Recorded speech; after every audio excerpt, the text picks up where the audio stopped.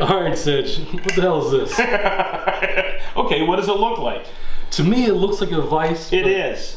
And when you're out tool hunting, okay, I have 2 or 3 of these left over, okay, and I make these all the time. It's a little vise, but it links right to this piece right here. I threw a couple of screws in there, okay, but I want you to notice this. See the little T-nuts? Yep.